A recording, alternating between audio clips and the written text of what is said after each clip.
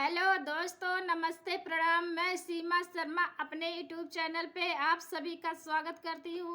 दोस्तों, आज मैं देवी गीत गाने जा रही हूँ। अगर पसंद आए लाइक सब्सक्राइब शेयर कमेंट जरूर कीजिए।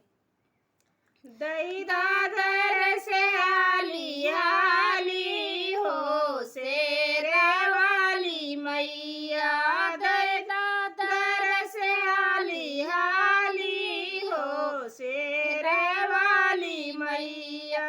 मैया के मंदिर में 900 पंडित, मैया के मंदिर में 900 पंडित, पोथिया बिचारे हाली हाली हो शेर वाली मैया।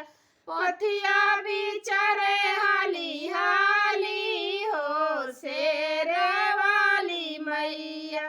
दे दादर से हाली हाली हो शेर वाली मैया।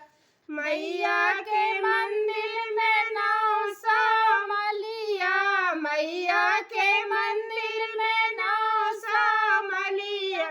गजरा गूथे हाली हाली हो शेर वाली मैया।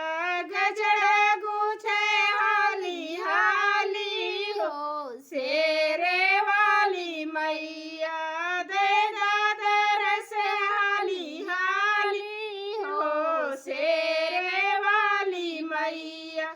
मैया के मंदिर में 900 कहरा, मैया के मंदिर में 900 कहरा। कलशा पर हाली हाली हो शेर वाली मैया। कलशा पर हाली हाली हो शेर वाली मैया। दे